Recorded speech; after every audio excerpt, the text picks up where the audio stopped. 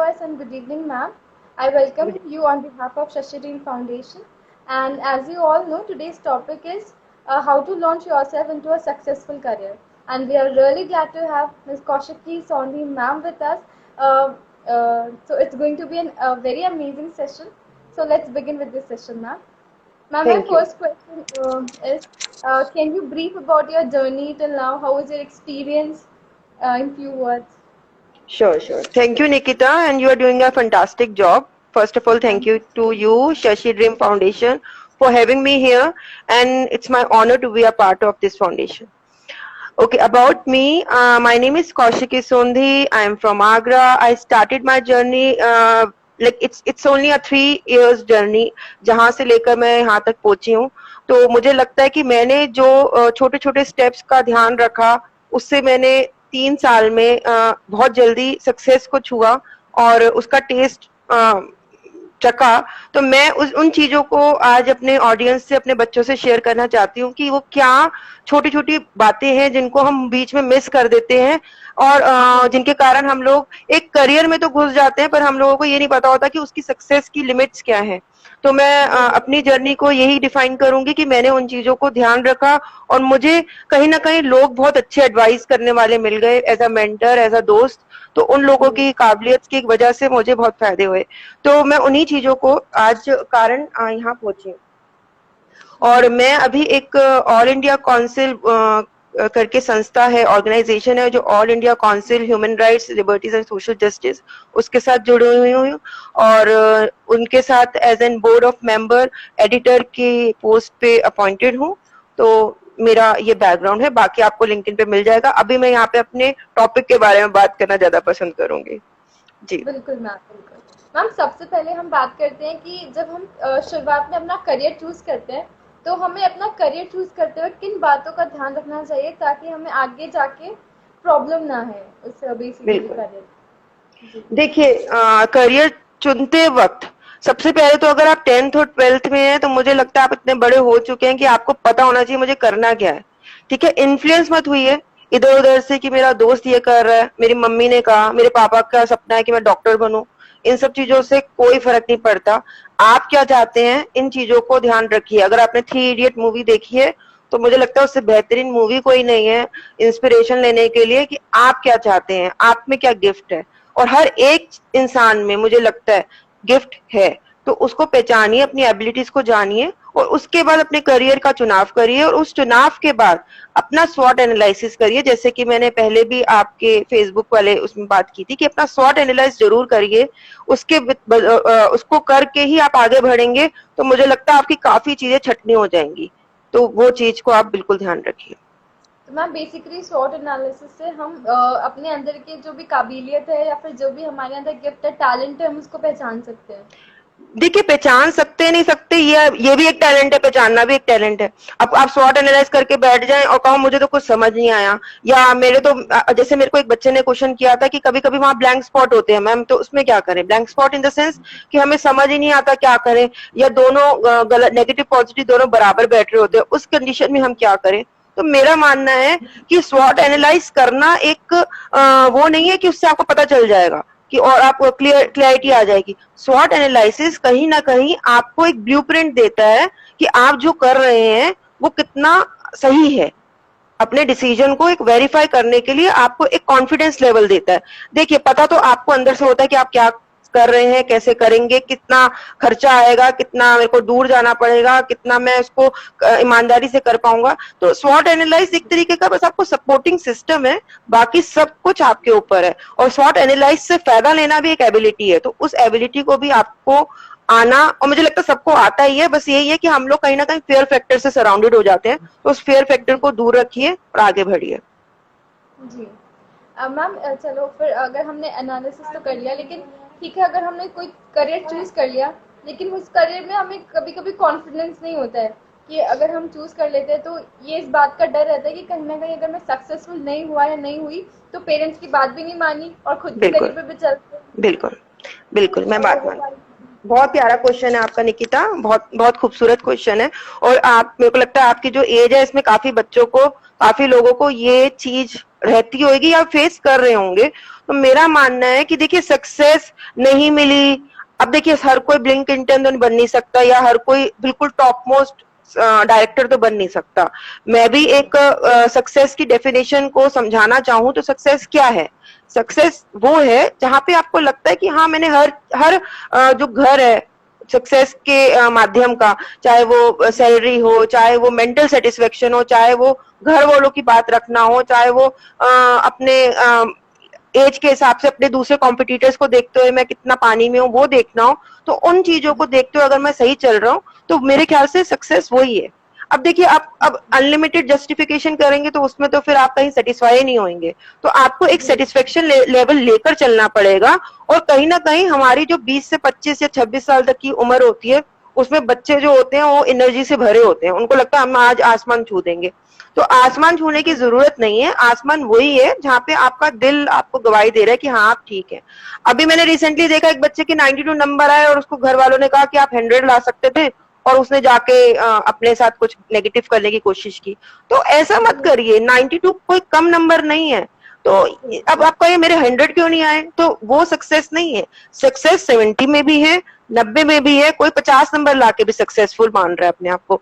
तो सक्सेस की डेफिनेशन हिसाब आपको खुद बनानी है, आपको वो लाइन खुद ड्रॉ करनी है। और ड्रॉ करने के बाद अगर उसको छू भी लेते हैं तो फिर अपने डिजायर्स को भराइए मत, उन डिजायर्स में सेटिस्फाई रहिए, सबसे बड़ी बात वो है। और अगर आप उस चीज को करते हुए चलेंगे, माने ना माने, आपको खुद अपने आप फेम मिलेगा। जी मैम, जी बिल्कुल। मैम अब मेरा अभी नेक्स्ट सवाल ये है कि अपार्ट फ्रॉम एजुकेशन, लाइक आज की जनरेशन बहुत ज़्यादा एजुकेशन ओरिएंटेड ही हो गई है। उन्होंने अपनी सॉफ्ट स्किल्स पे ध्यान देना बिल्कुल ही बंद कर दिया है, जिसकी वजह से कहीं न कहीं करियर बैकलॉग होता ही है उन्हें फ्यूचर में जाके। बिल्कुल तो बिल्कुल। उस पे भी हमें बिल्कुल ध्यान देना चाहिए, तो उसके बारे में। देखिए मैंने अभी एक रिसेंटली बुक भी लिखी है जिसका नाम है वेरीफाइड थॉट ऑफ बुक, जिसमें मैं प्रोटीन्स की बात कर रही हूँ कि हम अपने बॉडी मैनेजमेंट जिम जाते हैं, अच्छा खाना खाते हैं, मम्मी पापा बादाम भी खिलाते हैं, नंबर फिर भी नहीं आते हैं। नंबर इसलिए नहीं आते हैं या नंबर आ भी जाते हैं पर हम प्रोफेशनली सक्सेस इसलिए नहीं होते क्योंकि वो बादाम हमने अपने दिमाग को तो दिए हैं, ठीक है, पर हमने अपने जुबान को नहीं दिए। तो आपको जुबान का, जेस्टर्स का, इनका प्रोटीन को भी अपने आप को खाना है। आपको जो ये है सॉफ्ट स्किल्स हैं, जो हमारी लीडरशिप स्किल है, कम्युनिकेशन स्किल है, टीम वर्क है, आपका कैसे क्रूशियल स्किल है, आपको प्रॉब्लम सॉल्विंग स्किल है, ये सब चीजें सीखना भी एक आर्ट है। ठीक है, तो हम ये नहीं कह सकते कि मेरे 92 नंबर आ गए, मेरे पास एमबीए की डिग्री है और अब मैं जाके फलाना कर लूंगा, नहीं कर सकते आप जब तक कि आपके अंदर ये सब चीजें नहीं है। क्योंकि 90% जो हमारी एजुकेशन है वो सराउंडेड है हार्ड स्किल से, असेसमेंट से। नंबर कितने आए, कभी कोई ये नहीं पूछता आपको इंग्लिश कितनी अच्छी बोलनी आती है, कभी कोई ये नहीं पूछता अगर आपको एक टीम दे दी जाए तो आप कितना उसको जस्टिफाई करेंगे, कभी कोई ये नहीं बोलता है कि अगर आपको एक प्रॉब्लम सॉल्विंग की एक्टिविटी दी जाए तो उसमें आप कैसे मैनेज करेंगे। इसलिए एमबीए में जो पहला सेशन होता है उसमें आपको ग्रुप डिस्कशन में डाला जाता है, जिसमें देखा जाता है कि आप ग्रुप डिस्कशन में कैसे हैं। और वहां पे 90% बच्चों को आ ऊ ई करके वो रुक जाते हैं क्योंकि उन्होंने अपने सॉफ्ट स्किल्स को कभी उभारा ही नहीं है। और अब आपको एकदम से हम कह रहे हैं कि आप सॉफ्ट स्किल में उतर जाइए, 10% का जो फोकस जोन था उसमें एकदम से आपको प्रोफेशनल लाइफ में फेंक देंगे, तो आप सोचिए कि आप कैसे उसको जस्टिफाई करेंगे। तो इसलिए अपने 10वीं में आने के बाद मुझे लगता है बचपन से होना चाहिए, पर अगर बचपन से आपके घर में माहौल नहीं है तो बहुत कोर्सेज हैं, जैसे मैंने पहले भी जस्टिफाई किया था, बताया था आपको कि काफी प्लेटफॉर्म्स हैं जो आपको फ्री सर्टिफिकेशन कोर्स देते हैं और वो बेहतरीन है, बल्कि मैंने भी वहां से सीखा है। तो ये नहीं है कि सिर्फ वो हम लोग चलो हम कर रहे हैं क्योंकि हम उसको कर नहीं सकते या हमारे को फाइनेंशियल क्राइसिस है, ऐसा नहीं है। तो मैंने भी उधर से किया है, डोलिंगो है, कोर्सेरा है, आपका उडमी है, आपके एलिसन है, आपको हार्वर्ड ने कोरोना वायरस में मेरे को लगता है 6 महीने में इतने कोर्स ऑफर किए हैं, अगर आप में करने की काबिलियत हो तो ये टाइम मैनेजमेंट आपको खुद करना है कि मुझे कितना आगे बढ़ना है। तो सॉफ्ट स्किल्स को अपने पार्ट ऑफ लाइफ मानिए, ये आपको कोई हिला के बोलने नहीं आएगा कि बेटे आपको सीखना है, ये आपको खुद अपने आप को सिखाना पड़ेगा। मैम बेसिकली इसके अंदर मतलब अगर नेचुरली नहीं है तो उसको भी हम डेवलप कर सकते हैं। मतलब लोगों का ये मिथ होता है कि हम कैसे डेवलप करेंगे कम्युनिकेशन स्किल्स के बारे में, they are very fearful about that. बिल्कुल। देखिए निकिता, मैंने एंटरप्रेन्योरशिप 12th और 11th में पढ़ाया था, और बच्चों ने अगर पढ़ा है तो उसमें पहले चैप्टर के मिथ्स की बात की गई है, मिथ्स अबाउट बिजनेस, जिसमें दिखाया गया है कि काफी बिजनेसमैन या बच्चे जो शुरू करना चाहते हैं बिजनेस, उनको मिथ मिथ मतलब हुआ, पहले तो बता दूं कि एक भ्रम, भ्रम की अगर मेरे पास कोई फाइनेंशियल सपोर्ट नहीं है, एंजल एंजल सपोर्टर नहीं है, इन्वेस्टर नहीं है, या मेरे पे लीडरशिप क्वालिटी नहीं है, तो मैं बिजनेस नहीं कर सकता। ठीक है। मैं जी बहुत दूर का एग्जांपल नहीं दूंगी, मैं अपने फादर का एग्जांपल दे देती हूँ। मेरे फादर आफ्टर 12th उन्होंने ट्रक क्लीन किए थे, उसके बाद उन्होंने बिजनेस खोला छोटा सा, उसके बाद वो आज एक माने हुए हस्ती है अपनी जगह पे। तो मैं बस ये बताना चाहती हूँ कि उनके पास भी कोई लीडरशिप क्वालिटी नहीं थी, बल्कि उन्होंने 12th भी मुझे लगता है रो धोकर कैसे पास की थी, आई डोंट नो। तो वो 12वीं पास है, और आज वो एक अच्छे बेहतरीन बिजनेसमैन, एक्सपोर्टर है अपनी लाइन में। तो मैं सिर्फ आपको ये बताना चाहती हूँ कि लीडरशिप क्वालिटी आपको बचपन से पैदा होकर नहीं मिलती है, लीडरशिप जी क्वालिटी आपको खुद बनानी पड़ती है। मैं जी कभी भी प्रोफेशनल लाइफ में नहीं थी, शादी में थी, बच्चों में थी, उसके बाद एक समय के बाद मुझे लगा मुझे अपनी लाइफ को टाइम देना चाहिए, अपने काम को टाइम देना चाहिए। मेरे में कॉन्फिडेंस लेवल 0 था, 3 साल पहले आप मुझसे मिलते तो मेरे को आप पहचानते भी नहीं। तो लीडरशिप क्वालिटी 3 साल में ऐसा नहीं भगवान ने ऊपर से कोई छड़ी घुमाई और मेरे अंदर आ गई। लीडरशिप क्वालिटी के लिए मैंने मेहनत की, मैंने कोर्सेज किए, मैंने सीखा, जो मुझसे बेहतरीन थे मैंने उनको सुना, मैंने काफी चीजें सुनी। लिसनिंग एक आर्ट है जो आपको लीडरशिप की तरफ धकेलती है। तो लिसन किया, सुना, पढ़ा, ब्लॉग रीडिंग की, मैगजीन पढ़ी, मैंने पब्लिक स्पीकिंग छोटी छोटी दी, जहां मेरी बेइज्जती भी लगती थी, कई बार रोती भी थी। तो ये सब चीजें आपको डालनी पड़ेंगी। अब आप एक फेयर फैक्टर में बैठ जाए कोने में कि भैया मुझे तो आता नहीं है, ना मैं सीखूंगा और ना मैं किसी के लिए किसी को सिखाने दूंगा, तो फिर तो आप आगे बढ़ ही नहीं पाएंगे। छोटा बच्चा भी चलता है जैसे, तो 100 बार गिरता है, अब वो क्या मैं तो गिर रहा हूँ लग रही है, उसके माँ बाप उसको रस्सी से बांध दें, तो वो बच्चा कैसे सीखेगा। तो आपको बिल्कुल ये गिरने का डर कोने में रख के आगे बढ़ना पड़ेगा। जी। जी बिल्कुल मैम। बेसिकली अगर ये सारी स्किल्स हैं, लेकिन मैं पूछना चाहती हूँ कि जो इंग्लिश प्रोफिशिएंसी होती है, इंग्लिश के अंदर हमारी कमांड होती है, वो हमारे करियर के अंदर कितना ज़्यादा इम्पोर्टेंट रोल प्ले करती है? बहुत इंपॉर्टेंट, अगर कोई कहता है नहीं करता तो मुझे लगता है वो बेवकूफ है। बहुत ज्यादा इंपॉर्टेंट होती है। इंग्लिश स्पीकिंग एक आर्ट है, एक कला है, अगर नहीं भी आती है तभी आप सीख सकते हैं। मैं आपको ये सजेस्ट करूंगी, जो बच्चे 10th में है, 12th में है, वो तो इतना समय नहीं दे पाएंगे, उनके बोर्ड्स है या स्टेट बोर्ड्स हैं जो भी है। पर अगर आप 11th में होते हैं या 9th में होते हैं या उससे पहले होते हैं, तो माँ बाप को, या आप अपने जॉब प्रोफाइल में भी होते हैं, तो आपने देखा होगा कभी कभी कोई ऐसा वर्ड बोल देता है आपको समझ नहीं आता, बाद में आप गूगल करके देखते हैं कि इसका मतलब क्या था, उसके सामने तो मुंह हिला देते हैं। तो मैं आपको बस यही बोलूंगी, अपनी लाइफ में रोज की एक एक्टिविटी रखिए जिसमें आपको 5 शब्द, 5 नए शब्द मुझे सीखने हैं, और उनके जो एक सिमिलर सिनोनिम बोलते हैं हम लोग, वो भी मुझे याद करने हैं। ये एक्टिविटी मैंने बहुत याद किया है। मुझे नहीं आती थी इंग्लिश बोलने, जब मैं यूएस गई थी 2 साल के लिए, मैं वहां पे बात नहीं कर पाती थी, मैं आऊं और हिंदी में रहती थी, मेरे को बहुत इंफ्योरिटी कॉम्प्लेक्स हुआ, और शायद उसके कारण ही मैंने अपने इंग्लिश पे ध्यान दिया। तो मैं बस यही कहना चाहूंगी कि जब तक आपको इंफ्योरिटी कॉम्प्लेक्स नहीं होगा, या तो उसका इंतजार करिए फिर सीखिए, या उस इंफ्योरिटी कॉम्प्लेक्स में बैठे रहिए।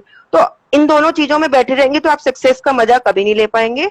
इसलिए आगे बढ़िए, और रोज की अपनी जिंदगी में ये एक्टिविटी डालिए कि मेरे को 5 नए शब्द ऐसे यूज लर्न करने हैं, और उनको फिर लोगों से कम्युनिकेट करना है, और लोगों का रिएक्शन देखना है मेरी तरफ कैसा आ रहा है। तो आप में अपने आप कॉन्फिडेंस भी बढ़ेगा, और लोग भी आपको समझेंगे कि हाँ आप में कुछ काबिलियत है, और फिर आप धीरे धीरे ये जो आपके वर्ड्स हैं आपके रेगुलर लाइफ में यूज हो जाएंगे। तो जी ये चीज आपको फायदा दे सकती है। जी मैम, आपको क्या लगता है, जैसे अभी कोविड चल रहा है, इसके अंदर सारी ऑनलाइन एजुकेशन हो गई है अभी, तो इसके अंदर बेसिकली सॉफ्ट स्किल्स ज़्यादा मैटर करती हैं बजाय बहुत। कि, तो फिर उसमें अभी ज़्यादा हमें पता चल रहा है कि सॉफ्ट स्किल्स की इम्पोर्टेंस क्या है कोविड के अंदर, एक सीखने आप को मिल रही मानेंगी है। नहीं निकिता, इस कोविड पीरियड में मैंने 40 कोर्सेज किए हैं घर बैठ के। वाह 40 कोर्सेज, अगर मैं आपको सर्टिफिकेट भी दिखाऊं वो पड़े हुए हैं, क्योंकि वो ऑनलाइन आते हैं, आपको उसका निकालना पड़ता है, मैंने वो क्वारंटाइन किए हुए हैं अभी, मैं आपको जरूर शेयर करूंगी। 40 कोर्सेज, अगर सपोज करिए मैं घर बैठ के 40 कोर्सेज बच्चे के साथ कर सकती हूँ, मेरा भी 7 साल का बेटा, तो आप तो अभी बिल्कुल अपने काम से फ्री है ना, आपको खाना बनाने की जरूरत है ना, आपको तो आप छोटी छोटी, और मानिए, और उस कोर्सेज के हर एक शब्द जो मैंने सीखा है, वो हर एक शब्द मेरे को कहीं ना कहीं काम आ रहा है, या तो मेरी डेली लाइफ में, या मेरे काउंसलिंग सेशन में, या किसी को सलाह देने में, या मेरे को खुद अपनी लाइफ में, पर्सनल लाइफ में यूज करने के लिए। तो मैं बस यही कहना चाहती हूँ कि, और एक चीज और हो रही है, जो आजकल ऑनलाइन जूम क्लासेस बच्चे ले रहे हैं, उसमें सॉफ्ट स्किल्स कहीं ना कहीं मेरे को लगता है बहुत ज्यादा उनको एक प्लेटफॉर्म मिला है, जो स्कूल्स में नहीं मिलता था, क्योंकि अब टीचर्स भी क्या हो रही है, कंसर्न हो गई है कि फैमिली कहीं ना कहीं इन्वॉल्व है। तो टीचर्स को फैमिली को दिखाने के लिए, just a second, Okay. Teachers को फैमिली को दिखाने के लिए कि वो पढ़ा रही हैं, अच्छा प्रूफ करने के लिए, वो भी कहीं ना कहीं उनसे इंग्लिश कम्युनिकेशन हो, क्योंकि अब हर स्कूल को अपना एक रुतबा दिखाना पड़ता है, इंग्लिश कम्युनिकेट, और बच्चों को इंग्लिश में पर्सनली इंडिविजुअली जवाब देना पड़ता है, तो उससे कहीं ना कहीं उसके अंदर भी कॉन्फिडेंस बूस्ट हो रहा है। तो मुझे लगता है ऑनलाइन क्लासेस ने बहुत फायदा दिया है। जी, ओके मैम। मैम बेसिकली क्या होता है ना, कभी कभी बच्चा पीयर प्रेशर में आकर भी अपना करियर चूज कर लेता है, बट आगे जाके वो बहुत ज्यादा मुश्किल में उसके लिए चीज हो जाती है, बट उसमें फिर कुछ कर भी नहीं सकते क्योंकि पेरेंट्स उस चीज में सपोर्ट नहीं करते हैं, क्योंकि वो कहते हैं कि अगर मेरे मतलब अगर मेरे बड़े बेटे ने किया तो मैं इसको भी मैं इसी फील्ड में डालूंगा, ऐसा करके। तो इसमें आप क्या बोलना चाहेंगे? देखिए, सबसे पहले तो पेरेंट्स को ही समझना चाहिए कि हर बच्चा सेम नहीं होता, माँ बाप के बच्चे भी सेम नहीं होते। आप अपना हर बाल खींचेंगी अगर, तो आपको कहीं ज्यादा दर्द होगा, कहीं कम दर्द होगा। सिमिलरली हर बच्चा भी सेम नहीं होता है, और माँ बाप को ये समझने की जरूरत है कि हम लोगों को अपने बच्चे की काबिलियत के हिसाब से डालना चाहिए। मैंने भी पीयर प्रेशर में आके काफी कोर्सेज ज्वाइन किए थे अपनी उम्र में, काफी डांट खाई थी। मुझे लगता है ये गलती हर कोई करता है, और ये गलती करना कोई गलत नहीं है, इसको गलती नहीं कहेंगे, इसको एक्सप्लोर करना कहेंगे। और जब तक एक्सप्लोर नहीं करते हैं, आपको पता नहीं चलता आप कितने पानी में हैं। पर कई जगह पे ये होता है कि माँ बाप के जो होता है फाइनेंशियली इतने स्ट्रांग नहीं होते कि वो आपको हर फील्ड में एक्सप्लोर कराना करे, क्योंकि पैसा भी लगता है। तो उसमें मैं यही सजेस्ट करूंगी कि बच्चों को कि बहुत सोच समझ के आगे बढ़े, पीयर प्रेशर को नहीं, अपने आप को 3 दिन 3 डेज का अपने आप को सेल्फ असेसमेंट करे, कोई भी चीज का चुनाव करने से पहले 3 दिन। एक हमारे वेदास में भी, जो हमारी हिंदू स्पिरिचुअल बुक्स है, उनमें लिखा गया 3 दिन में आपको रियलाइज हो जाता है कि आपको सही क्या है, गलत क्या है। तो 3 डेज का टाइम दीजिए, जिसमें ना आप पेरेंट्स का, ना फोन का, ना फ्रेंड का आप इन्फ्लुएंस लीजिए, और अपना सेल्फ डिसीजन लीजिए। मुझे लगता है आप जानते हैं बेहतरीन कि आप क्या चाहते हैं, इनर कॉल सबकी आती है। तो पीयर प्रेशर में अगर बच्चा कर भी रहा है तो it's okay, it's a part of explore करना। तो I think that is not a wrong thing to do, right. Okay okay ma'am, basically जैसे पब्लिक स्पीकिंग हमारे मतलब रोजमर्रा का एक काम हो गया है और हमारे करियर के अंदर भी एक इम्पॉर्टेंट चीज हो गई है कि हमारा कॉन्फिडेंस। तो मतलब आपके हिसाब से आप कैसे हम अपना कॉन्फिडेंस और पब्लिक स्पीकिंग इम्प्रूव कर सकते हैं? देखिए, हमारे टाइम में तो बहुत ही मुश्किल होता था, कुछ था भी नहीं। अब तो बहुत सारी एप्स हैं। सबसे पहले तो मैं कहूंगी जूम को डाउनलोड कर लो, छोटा सा, और भी एग्जांपल है पर मैं जूम का ही दूंगी। जूम डाउनलोड कर लो, उसमें एक पर्सनल अकाउंट खोल लो, उसमें मीटिंग स्टार्ट कर लो, और कोई भी उसमें ज्वाइन नहीं होगा, आप सिर्फ होंगे खुद। लैपटॉप के आगे बैठिए, फोन के आगे बैठिए, और इंग्लिश बोलने की कोशिश करिए, उसको रिकॉर्ड करिए, उसको फिर चेक करिए। अब आप कहेंगे ये तो बड़ा बोरियत का काम है, हाँ है, पर ये आपका खुद पे अपना काम है। तो मुझे लगता है अपने पे काम करना कोई गलत बात नहीं है। जैसे आप अच्छा खाना खाते तो अपने आप को भी ग्रूम करना, सेल्फ ग्रूमिंग करना इज योर टास्क, कोई आके आपको टास्क नहीं करेगा। और ये चीज आप कर सकते हैं। न्यूज़पेपर आप पढ़िए, इंग्लिश न्यूज़पेपर मंगवाइए, बहुत काम की चीज है ना। उसमें आप नए शब्दों को अंडरलाइन करिए, नए शब्द को सीखिए और उनको यूज करिए अपनी डेली लाइफ में। आप ब्लॉग रीडिंग करिए, आर्टिकल राइटिंग करिए, और ईमेल राइटिंग करिए। खुद ही ईमेल लिखिए, खुद ही को भेजिए, ये तो कर सकते हैं, किसी को भेजने की जरूरत नहीं है। खुद को ईमेल राइटिंग का कॉन्सेप्ट करिए, क्योंकि आजकल जो है हर जगह पे report framing, email writing, letter भेजना। अगर आप सीएस करते हैं, सीए करते हैं, या आप कोई वकील वकालत करते हैं, अटर्नी बनते हैं, then too also you require writing skills. तो पब्लिक स्पीकिंग सिर्फ अपने आप में काम नहीं है, आपके अंदर उसके साथ राइटिंग स्किल भी होना बहुत जरूरी है। और आप किसी भी प्रोफेशन में हो, आपको ये दोनों चीजें आना बहुत जरूरी है, वरना आप कहीं ना कहीं हेजिटेट करते रह जाएंगे और आप ये काम किसी और को सौंपेंगे, और वो उतना जस्टिफिकेशन से नहीं करेगा, आपका काम उतने चाव से नहीं करेगा। तो ये दोनों चीजें आपको खुद ही सीखनी चाहिए, और ये सीखना कोई बुरी बात नहीं है, ये हर कोई लर्न करता है, मैंने भी किया था।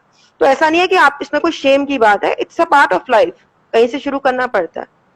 जी, okay ma'am. Ma'am apart from this 12th and 10th education, जब हम एक प्रोफेशनल लाइफ में जाते हैं, जब हमारी जॉब चल रही होती है, फिर कुछ भी प्रोफेशनल, जब हम इनिशियल स्टेज में हमें कोई अप्रिसिएशन कुछ नहीं मिलता है, तब हम सोचते हैं हम क्विट कर दें। हमें कभी कभी ख्याल आता है कि क्विट कर दे, और वो कहीं ना कहीं करियर में बैकलॉग हो जाता है, तो उसको कैसे एग्जैक्टली। मैनेज किया जाए? देखिए, अप्रिसिएशन नहीं मिल रही है, अप्रिसिएशन नहीं मिल रही है, नहीं मिलेगी। सबसे पहले तो ये बात अपने दिमाग को और दिल को समझा लीजिए, और इस चीज को समझ लीजिए कि आपका 1-2 साल अभी बेइज्जती में निकलेंगे। ठीक है। ये अब आप कहें नहीं मैं बेइज्जती तो महसूस नहीं कर सकता, तो फिर अगर आप में इतनी ईगो है तो फिर अपना बिजनेस खोल लीजिए। अगर आपको जॉब प्रोफाइल में जाना है तो आपको बेइज्जती को एक्सेप्ट करना आना चाहिए। ठीक है। अगर आपको एप्रिसिएशन एप्रिसिएशन तो आप कहते हैं, पर आपको मतलब कि रिस्पॉन्सिबिलिटी के टाइम पे आपका वो होता है कि मैं रिस्पॉन्सिबिलिटी ऑफ बेइज्जती नहीं लूंगा। So you should be responsible of your faults also, you should be responsible of your good deeds also. But good deeds का रिजल्ट कुछ समय बाद मिलता है, अभी इतनी जल्दी नहीं मिलता है। कई लोग लकी जी। होते हैं, उनको मिल जाता है, तो आप उनसे कंपेयर नहीं करिए। मैं यही कहूंगी कि अपने पहले लॉन्चिंग ईयर या launching months of career professional life में you should just give yourself a time and adapt करने की कोशिश करिए उस माहौल को। उस माहौल में जो लोग ऑलरेडी वहां खड़े हुए हैं, वो आपके सिर पे हाथ फेरने के लिए नहीं खड़े हैं। यू नो, पेरेंट्स के अलावा आई डोंट थिंक कि कोई आपको अप्रिशिएट करता है फ्री में। So you should be okay with they are not appreciating you, you should appreciate them कि सर आप तो बहुत अच्छी जगह पे हैं, सर मेरे को तो आपसे सीखना है, सर आप तो मेरे गुरु हैं। तो ये आपको मैनिपुलेशन आनी चाहिए, और मुझे लगता है इसमें कोई झूठ भी नहीं है, चलता है, ये प्रोफेशनल लाइफ का काम है। अगर आज मैंने अपने से बड़े लोगों को बोला होता अरे तुम कैसे, मैं ऐसे, मुझे तो आता है, तो कोई भी मुझे मौका नहीं देता। और ये मौका के लिए एक होता है ना, एक टाइम, एक उस फेम को पाने के लिए, आपको वो प्लेटफॉर्म पाने के लिए आपको 100 लोगों के अगर झुकना पड़ रहा है, तो आई डोंट थिंक कि वो बुरी बात है। It's a part of professional life. तो आप अपने बॉस के सामने जब यस सर करते हैं, तो और लोगों के सामने भी अगर करना पड़े तो क्या है, एक समय ऐसा आएगा सब आपको यस सर करेंगे। तो उसको अडेप्ट करिए, और एक समय आएगा जहाँ पे लोग आपको एक्सेप्ट करेंगे। तो give it a time. Okay ma'am. Ma'am basically professional life के अंदर हमें हमें सोशल नेटवर्क की बहुत ज़्यादा ज़रूरत पड़ती है, बिकॉज कई लोग होते हैं इंट्रोवर्ट होते हैं, नहीं कॉन्फिडेंटली बात कर पाते, उनका सोशल नेटवर्क कम होता है, तो उनको फिर प्रॉब्लम आती है अपने करियर के अंदर। कोई उनको रेफर नहीं करता है, कभी कभी मतलब ऐसे ही इंटरपर्सनल इशू हो जाते हैं, तो फिर वो चीज़ एग्जैक्टली। कैसे मैनेज करें? अगर देखिए, आपने कहा कि अगर हम इंट्रोवर्ट हैं और हम लोगों को कम्युनिकेशन करना नहीं आता, मुझे लगता है इंट्रोवर्ट लोग जो होते हैं वो ज्यादा दिल के साफ होते हैं और ज्यादा रिलेशनशिप को निभाते हैं। पहली बात, Yeah, ये एक ह्यूमन साइकोलॉजी है। लोग उनको नेगेटिव इसलिए समझते हैं क्योंकि वो शब्दों का यूज कम करते हैं। ठीक है। जी। मुझे लगता है कि अगर वो अपना रिलेशनशिप के बेसिस पे, रेफरेंस बेसिस पे काम करना चाहते हैं, तो वो टीम वर्क में पार्टिसिपेट करें। टीम वर्क एक ऐसी सॉफ्ट स्किल है जिसके कारण लोग उनको उनके ना कम बोलना या कम इंटरेक्शन के बाद भी उनको टीम वर्क में वो एक मिलेगा कि ये इस टीम का पार्ट था। अगर 6 लोगों का ग्रुप था तो उस 6 लोगों में उसका नाम भी काउंट होगा, तो वो ऑलरेडी जो बाकी लोग बात कर रहे थे या बात कर रहे होंगे, तो उनमें उसका नाम अपने आप आ जाएगा, तो वो टीम वर्क में दिखेगा। दूसरा, वो दूसरों को जो कभी सपोज करिए काम के लिए बाहर जा रहा है, तो उसके काम की रिस्पॉन्सिबिलिटी लेकर अपने पीयर का काम, कलीग का काम करेगा, तो उससे उसके रिलेशनशिप बढ़ सकते हैं। उसमें उसको कम्युनिकेशन की जरूरत नहीं है, इंटरेक्शन की जरूरत नहीं है। दूसरा, ये कर सकता है कि व्हाट्सएप ग्रुप में कभी एक पर्सनल या अच्छा एक हेल्दी मैसेज डाल दिया, तो उससे आपके रिलेशनशिप रह सकते हैं। तो अगर आप डायरेक्ट लिंक में नहीं रह सकते हैं, और जो इंट्रोवर्ट लोग होते हैं वो सोशल मीडिया पे उनको बात करना उनको डर नहीं लगता, तो वो लिंक्डइन के थ्रू अपने रिलेशनशिप या अपने जो कलीग्स हैं या अपने जो सर्कल है उसको बढ़ा सकते हैं। मैं भी बहुत इंट्रोवर्ट थी, अब आउटरोवर्ट हो गई हूँ, तो ये कोई लॉजिक नहीं है कि इंट्रोवर्ट ऐसा नहीं कर सकता। समय लगता है, आपको अपने आप को बदलना तो पड़ेगा समय के हिसाब से। तो अपने आप को टाइम दीजिए, धीरे धीरे बढ़िए, और उस चीज को हो जाएगा। जी। मैम बेसिकली हमारा जो अभी जो मेरा सवाल है वो बेसिकली एक इंटरनल या फिर मेन कोर प्रॉब्लम समझ लीजिए इसका। वो ये है कि आजकल पूरी जनरेशन में लोग सिर्फ सक्सेस के पीछे भाग रहे हैं, किसी के पास फेलियर का प्लान नहीं है कि अगर हम फेल हो गए तो फिर कुछ बैकलॉग अगर पीछे हम रखें अपने साइड में, तो अगर सक्सेस हम जिस पाथ पे जा रहे हैं उसमें फेल हो गए तो फिर वो वहीं स्टक रह जाते हैं। मतलब अगर एग्जैक्ट प्लान नहीं फिर वहीं पे रह जाते हैं, तो फिर उसका हम उसको कैसे दिमाग में बिठाएं कि ये भी होना देखिए, अगर चाहिए। आप, हाँ बिल्कुल निकिता, बहुत अच्छा क्वेश्चन है, और मुझे लगता है फेलियर मैनेजमेंट सिखाना पेरेंट्स को अपने हर बच्चे को देना चाहिए। खुद ही सेल्फ अगर सिखाए तो उससे बेहतरीन, पेरेंट्स से बेहतर तो कोई मेंटर नहीं होता। तो मेरा मानना है कि अगर आप आर्मी में भी जाते हैं तो आर्मी में आपको जो पहली चीज सिखाई जाती है वो फेलियर मैनेजमेंट सिखाया जाता है। अगर कोई आर्मी में बच्चा हो या कोई पेरेंट्स हो तो जानेगा कि उसमें फेलियर मैनेजमेंट सिखाया जाता है। उसमें आपको सक्सेस को कैसे पाना, नहीं, सक्सेस तो आपकी खुद की है, फेलियर भी आपका है, तो फेलियर को कैसे आपको मैनेज करना है। काफी बच्चे डिप्रेशन में चले जाते हैं, काफी बच्चे जो है रॉन्ग टर्न ले लेते हैं, तो वो लेने की जरूरत नहीं है। अपनी लिस्ट में ABCDEF जो है फेलियर के प्लान्स रखिए। जैसे आप सक्सेस के प्लान रखते हैं कि इसके बाद मैं ये करूंगा, ये कॉलेज चुनूंगा, फिर मैं शादी करूंगा, फिर मैं US जाऊंगा, फिर मैं ये करूंगा। ऐसे ही अपनी लाइफ पे फेलियर के प्लान रखिए। अगर मैं नौकरी से निकल गया तो क्या करूंगा, नौकरी से निकलने के बाद फिर मैं कौन सी चीज का चुनाव करूंगा, अगर चुनाव करूंगा तो फिर उसमें मैं कहाँ जाऊंगा, क्या मैं इस शहर में जाने के लिए रेडी हूँ, तो ये मेरे को इस जॉब से तो ऐसे अपने नीचे के भी प्लान रखिए, ऊपर के भी प्लान रखिए, दोनों फ्लो में काम करिए। ठीक है। जी अब बिल्कुल। आप कहें कि मैं एक ईंट के बाद दूसरी ईंट, पर नीचे अगर आपकी नींव ही जो है, घर की नींव ही आपकी कच्ची है, तो अपनी नींव को पहले पक्का करके रखिए कि अगर ऊपर से मीनार गिरती है तो नीचे का मैं पक्का हूँ। तो आपको फेलियर मैनेजमेंट में काम करना चाहिए, जो कि आपको अगर खुदा ना खास्ता आपके साथ कुछ होगा भी तो आप मेंटली उस चीज के लिए रेडी होंगे। बच्चे क्या होते हैं, मेंटली रेडी नहीं होते हैं कि मेरे साथ ये कैसे हो गया, मेरे साथ तो नहीं हो सकता। तो आपको मेंटली रेडी होना पड़ेगा। You are a human being, आपके साथ कुछ भी हो सकता है, you don't know next move क्या है, तो you should be ready for everything, that is it. जी मैम। अब मैम हम कुछ व्यूअर्स के क्वेश्चन ले लेते हैं। बिल्कुल। हमारा एक क्वेश्चन यहाँ पर है कि what will be the scenario of employment after pandemic and what skills should one learn in order to survive in this competitive market. Exactly. See competitive market में पहले पार्ट का इनका है कि क्या सिनेरियो रहेगा इस कोरोना वायरस के बाद। तो मुझे लगता है इसके बाद, अभी तो रिसेशन चल रहा है तो फिर डिप्रेशन ही चलेगा, क्योंकि ये एक हमारे लाइन होती है, बूम पीरियड, फिर रिसेशन पीरियड, फिर depression period, and then again boom period. तो इसके बाद डिप्रेशन पीरियड कहीं ना कहीं छू रहा है, अभी लाइन छू रहा है और अभी और जाएगा, क्योंकि लोगों के पास जो उनका बल्क में पैसा पड़ा हुआ था अंदर का, वो कहीं ना कहीं कंज्यूम होता जा रहा है इन टर्म्स ऑफ वो खाना भर रहे हैं या वो अपने घर को चला रहे हैं जहां वो नौकरी से इतना नहीं मिल रहा है। तो वो जो उनका अंदर का जो खुद की इन्वेस्टमेंट रिजर्व्स थे वो यूज हो रहे हैं।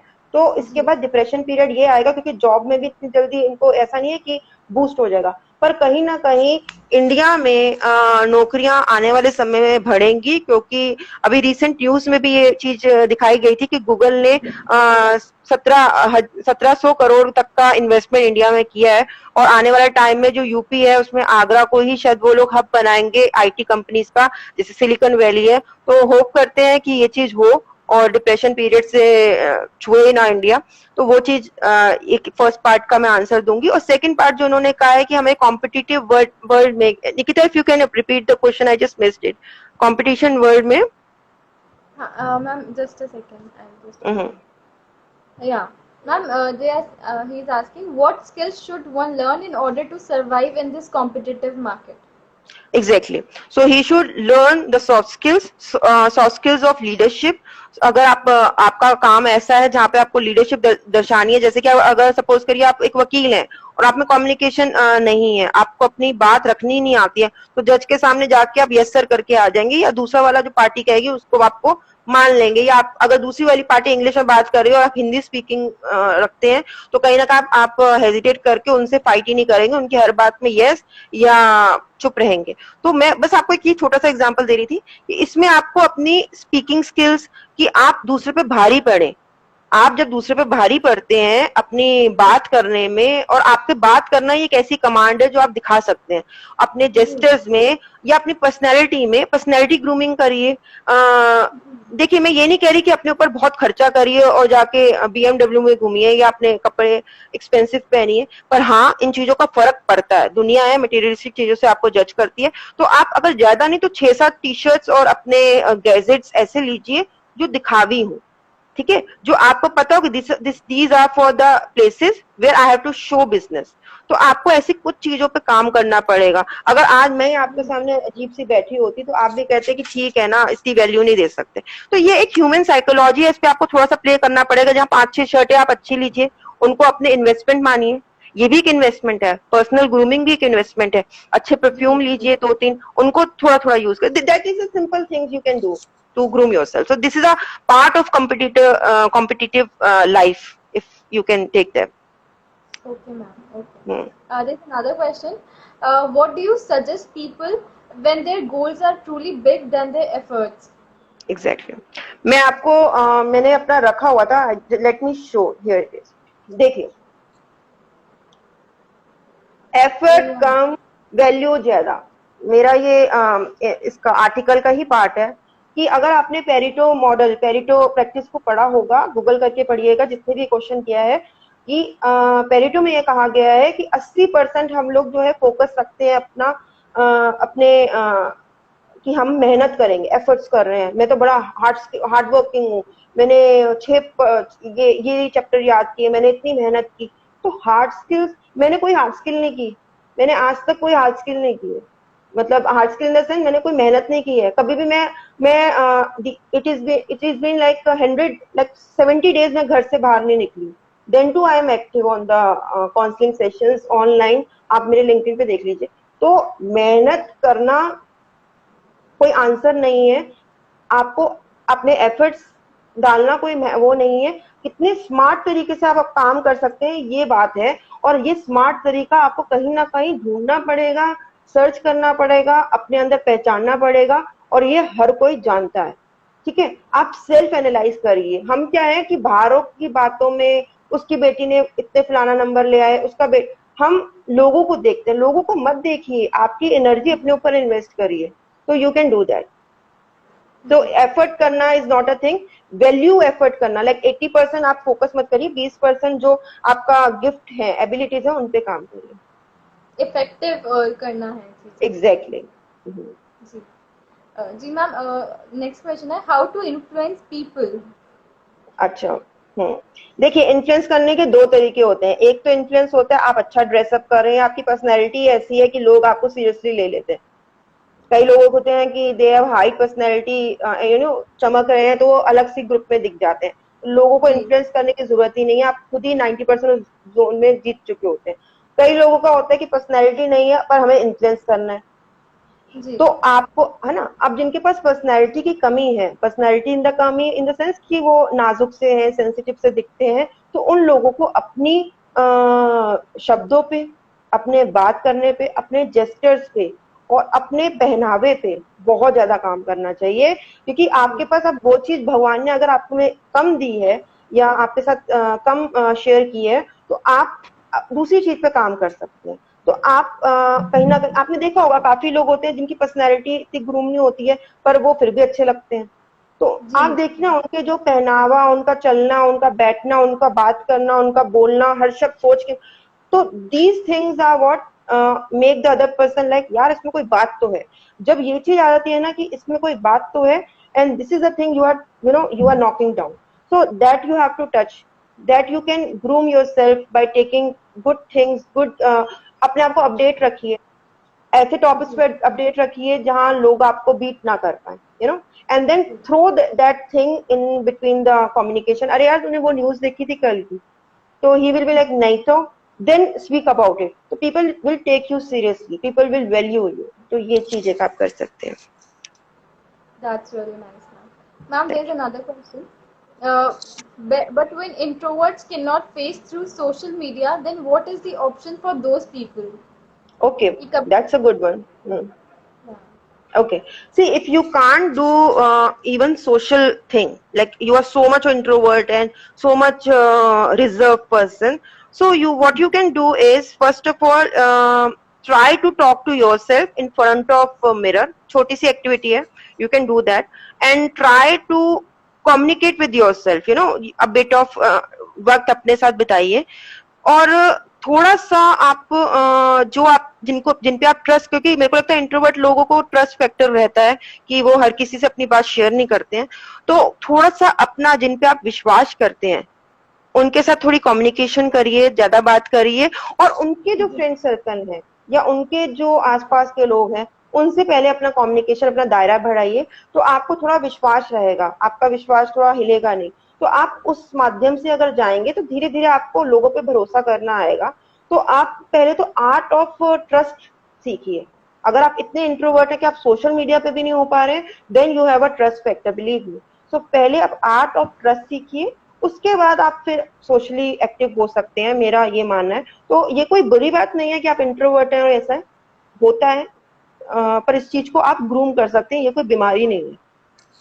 जी जी बिल्कुल। Ma'am, there's another question. Ma'am, since people saving has been spent on their daily course and seeing this recession scenario, should we go for the courses that cost a lot because future seem to be very uncertain now? देखिए, महंगा course करके आप अंबानी बन जाएंगे? मेरे को इसका answer दीजिए। अगर आप कोई आज 3-4 लाख का कोर्स कर रहे हैं तो आप क्या अंबानी बन जाएंगे? नहीं बनेंगे। फिर भी आपको वही 25, 30, 50, 60, 1 लाख, इससे ऊपर मेरे को लगता है आपको समय लगेगा, छू लेंगे, पर इससे ऊपर आपको पहली सैलरी फर्स्ट ईयर में नहीं मिलने वाली। तो फिर इतने महंगे कोर्सेज में जाने की मुझे नहीं लगता कि जरूरत है। बेवकूफपंती होती है जो लोग कहते हैं ना, मैंने एमआईटी से ये किया, मैंने उधर से किया। हाँ, करिए, कर सकते हैं तो करिए, पर ऐसा नहीं है जो बच्चा नॉर्मल कॉलेज से कर रहा है या नॉर्मल जगह से कर रहा है उसकी वैल्यू नहीं है। तो कॉलेज क्या है, नंबर कितने हैं, मैंने कितना खर्च किया, ये सब मायने नहीं रखता है। डिग्री हाथ में आने के बाद, नौकरी लगने के बाद आप उस नौकरी में छाप कैसी छोड़ते हैं, उसके बाद अपनी रिसर्च सर्कल कितना रखते हैं, वहां से निकलते कैसे हैं। मैंने जो एमबीए किया, मैंने डिस्टेंस लर्निंग से किया है, सिक्किम यूनिवर्सिटी से। मैंने साथ में सीए किया था और मैं सीए फाइनल में बहुत घबराई हुई थी, मुझे लगा था मैं सीए फाइनल नहीं कर पाऊंगी, इसलिए मैंने साथ में एक कोर्स और किया था बीएड का, ताकि मैं अगर फेल हो जाऊं और मैं नहीं कर पाऊं या मेरा रह जाए, मेरे को यूएस जाना पड़ जाए, तो कम से कम मेरे पास एक डिग्री और हो। तो मैं आपको यही कहूंगी कि बहुत महंगे कोर्सेज में जाने की जरूरत नहीं है, थोड़ी सी रिसर्च को बढ़ा रखिए। और कौन से कॉलेज से किया है ये कहीं में आता होगा, मुझे लगता है कि इंजीनियरिंग पार्ट में प्ले करता है, पर हर जगह पे नहीं करता। अब जैसे सीए ही ले लीजिए, सीए बहुत सस्ता कोर्स है। अगर आप प्रोफेशनल कोर्स है, व्हाइट कॉलर जॉब है, और बहुत महंगा नहीं है। सीए में इन्वेस्टमेंट बिल्कुल नॉमिनल है, 12,000 तक का मेरे को लगता है रजिस्ट्रेशन के बाद आपका फर्स्ट ईयर हो जाता है। सेकेंड ईयर में उनकी मैक्सिमम 2-3 हजार की रजिस्ट्रेशन फीस है। 12, आई थिंक 1200 ही है, अब बदल गई तो आई डोंट नो। बहुत कम नॉमिनल चार्जेस है जब मैंने पे किए थे। सीएस बहुत सस्ता कोर्स है, तो ऐसा नहीं है कि आपको बहुत महंगे कॉलेज से निकलना है। नॉर्मल कॉलेज से भी आप निकल के अपने जॉब प्रोफाइल में जस्टिफाई करेंगे तो वो ज्यादा बेहतर रहेगा। जी मैम, जी बिल्कुल। Ma'am, there's another question. How to be optimistic about our career decision? How can we shut down outside noise? Very good, good one. See, shut down outside voice के लिए ये आपको खुद अपना स्टैंड लेना पड़ेगा। आज मेरे को काफी लोगों ने, जब मैं पब्लिक स्पीकिंग में, मेरे को पूछा भी था आपने शायद स्टार्टिंग में कि आपकी जर्नी कैसी रही मैम, तो जर्नी मेरी इतनी चीजों से भरी हुई थी, मैं डिस्कस भी नहीं कर सकती, क्योंकि काफी लोगों ने मुझे मना किया, अरे लाइव जाओगे, कैमरे पे जाओगे, अरे इसमें इतने लोग हैं, तुम कंपटीशन नहीं जानती, अरे इससे कोई बनता नहीं है, अरे पैसे नहीं मिलते। बहुत चीजें बोली गई थी, मेरे हस्बैंड ने भी बोला था, मेरे इन-लॉज ने भी बोला था, मैंने सबको यही बोला। अब सोचिए, मैं तो शादीशुदा हूँ, तो ऐसा नहीं है कि आप कैसे आउटसाइड नॉइज को रोकेंगे। सुनते सबके रहिए, करिए वही जो आप चाहते हैं। तो ये शटडाउन आपको यहाँ से करना पड़ेगा, यहाँ से करना पड़ेगा, यहाँ से करना पड़ेगा। और अपने दिमाग को एक्टिव रखिए कि मुझे क्या करना है। वो बोल रहा है, मम्मी पापा ने बोला, पर हाँ ये भी नहीं कि आप बिल्कुल अनजस्टिफाइड चीज लेकर बैठे हुए हैं और उसको, पर उनकी बातों को सुनिए जरूर। उस नॉइज में भी कई बार आपका फायदा होता है। ये मत करिए कि वो नॉइज है, नॉइज है, नॉइज है, मुझे सुनना ही नहीं है, बकवास है, बकवास। डोंट डू दैट, हेडफोन लगा के बैठ गए, नो, लिसन दैट नॉइज। कई बार उस नॉइज का कोई ऐसा पार्ट होता है जो आपने सोचा नहीं होता, क्योंकि ह्यूमन नेचर है, ह्यूमन दिमाग है, आप हर पहलू पे काम नहीं कर सकते हैं। तो कई बार उस नॉइज में आता है कि अरे ये पॉइंट तो मैंने सोचा ही नहीं था, ये चीज तो मेरे लिए नेगेटिव है, इस चीज को लिख कर रखिए कि ये टिक करिए। तो नॉइजेस को भी डोंट टेक इट कि हाँ वो ignore them, take it for granted, वो आपके कहीं ना कहीं फायदे की बात है। तो उन नॉइजेस को इग्नोर ना करिए, उनको पूरा मौका दीजिए सुनने का। जी ma'am, there is another question, let me yeah there is somebody asking, बहुत लोग डीमोटिवेट करते हैं कि इसमें आगे स्कोप नहीं है and all that, how to deal with that? बहुत कंफ्यूजिंग एंड डिप्रेस सिचुएशन हो जाती है एंड सारा कॉन्फिडेंस खत्म हो जाता है। देखिए, हाउ टू आप जा रहे हैं कि अगले ने बोला अरे इसमें तो कोई है नहीं काम, पूछो उससे, इंटरेक्ट करो, बोलो कैसे नहीं है बता, tell me how it is not possible, tell me, give me the logic ना, if you have a logical reason I will understand, if you don't have a logical reason I will not understand. अगर आज मुझे कोई बोलता है अरे तुम public speaking क्यों कर रही हो, तुम एडवाइस क्यों कर रही हो, तो मैं बोलूंगी मुझे रीजन दे भाई कि मैं इस लायक नहीं हूँ, मैं अच्छा नहीं बोलती, मेरे नेगेटिव रिमार्क है, मैं काबिल नहीं हूँ, मेरे को आता नहीं है। तो अगर उसका कोई पॉइंट मुझे लगता है कि मेरे दिमाग में टिक कर रहा है तो मत करिए, आपका फायदा है, बिल्कुल फायदा है, वो आपका हितैषी नहीं, मतलब like he is your supporter. But अगर वो बंदा आपको जानबूझ के pin pin pin pin pin कर रहा है तो वो लॉजिकल रीजन से भागेगा। तो आपको उसके ऊपर खुद हावी होना है, उसको अपने ऊपर हावी नहीं होने देना है। हम कॉन्फिडेंस लेवल अपना क्यों कम कर रहे हैं, आप क्यों वैक्यूम हो रहे हैं? Don't get vacuum from inside, let the other person get vacuum by you be a counter effect, do a counter effect, just ask him, give me a logical reason why should I do not do this course, what is the reason? अगर वो आपको reason ऐसा देता है जो आपके दिमाग में वैलिड लगता है, दिमाग आपके पास भी है, उसको टिक करिए। अगर वो देता है तो उसको अप्रिशिएट करिए, वो आपको साथ दे रहा है, और अगर नहीं देता तो उसको you understand na, then ignore him. Yeah, see, you have to be very much confident about what you are. If you are not confident about yourself, no one is coming to say कि बेटा तू बहुत अच्छी बेटी है या वो है। आपको कोई दुनिया में अप्रिसिएशन मिलना बहुत मुश्किल है, कोई अप्रिशिएट नहीं करता। आप आज अच्छा आप 92% भी ले आएंगी ना तो पड़ोसियों के 2 दिन बाद मैसेज आते हैं। तो I am just telling you, no one is here to appreciate you, you have to appreciate yourself. आप खुद की वैल्यू करिए, लोग आपको सीरियसली लेंगे, तो डू दैट। या मैम, बिकॉज मैंने भी बहुत देखा है मैम, बहुत ज्यादा जेलसी फैक्टर होता है when somebody is going up, then जो लोग होते हैं दे थिंक कि how he is going up. Exactly मुझे काफी लोगों ने बोला अरे आप क्या कर रही हैं, आपने कैसे कर लिया? मैं कहती हूँ मैंने कर लिया, कैसे कर लिया मुझे नहीं पता, और मैंने कभी भी किसी से कोई चीज छुपाई नहीं है। अगर मेरे को लगता है कि ये चीज बेटर है, और दूसरी बात अपने नेचर में डालिए, कभी भी ना दूसरे से ज्वेलसी मत करिए। अगर आपको कोई ए या बी पॉइंट पता है जो दूसरे का फायदा कर सकता है, करिए। और मैं आपको बता रही हूँ, this is a cosmic effect, मैं उस पार्ट में भी काम करती हूँ। मैं आपको बस एक बात बताऊंगी, कॉस्मिक एनर्जीज अपना प्ले करती हैं।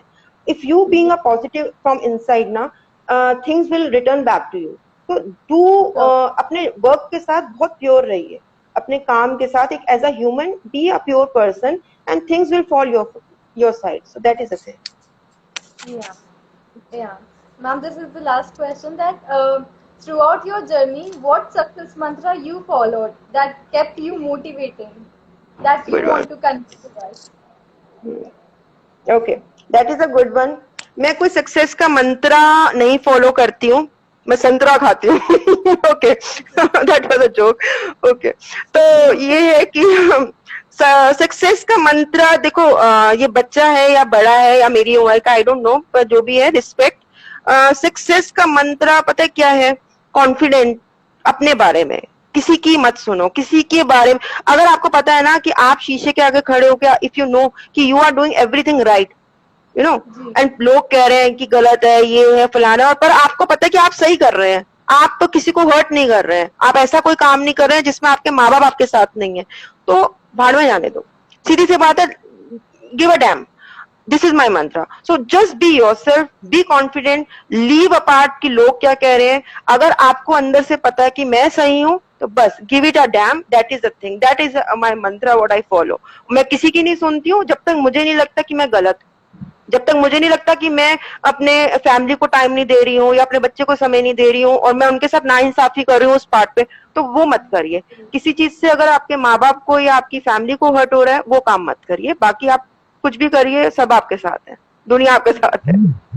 जी, अगर सेल्फ सेटिस्फैक्शन है तो we should do that. Exactly and do, अगर आप कोई भी है, अगर आप हिंदू रिलीजन से हैं, तो मैं आपको एज अ ह्यूमन, लाइक मैं वर्क करती हूँ ह्यूमन राइट्स के लिए, क्रिएटिव सोसाइटी के लिए, तो मेरा उनको यही कहना चाहूंगी, जितने भी बच्चे हैं, चाहे वो हिंदू है, मुस्लिम है, क्रिश्चियन है, या कोई भी है, जो भी आपकी एक स्पिरिचुअल बुक है जो आपको लगता है कि आपको मोटिवेट करती है, उसका रोज एक पेज, दो चीजें पढ़िए, आपका पॉजिटिव चीजों को फीड करिए। नेगेटिव चीजें, अफेयर हो गया, गर्लफ्रेंड, ये देखो, ये सब चीजें आपको लाइफ में कोई काम नहीं आती है। तो इस चीज को इतनी अहमियत ना देकर थोड़ा सा अपने पॉजिटिव नेचर को, पॉजिटिव दिमाग को फीड करिए, प्रोटीन्स अच्छे लीजिए, आपको दिमाग काम करेगा। तो give a positive information to yourself. Yeah. That's all for today. Thank you so much, ma'am, for joining us. Thank you so much for giving thank your you, time to us. Thank you Nikita, Uh, thank you so much. Yeah, I thank you on behalf of Shashi Dream Foundation and I request to all the viewers, please review our session. आप क्या सोचते हैं, कैसा लगा आपको हमारा session? कोई भी डाउट हो आप हमें कमेंट सेक्शन में बता सकते हैं मैम के पिक्चर के नीचे, और अगर फीडबैक देना है तो बायो में भी लिंक गिवन है, प्लीज रिव्यू कीजिएगा। And thank you so much ma'am. Thank you Nikita, thank you Shashi Dream Foundation, thank you, bye, thank you ma'am, good night ma'am. Good night, good night.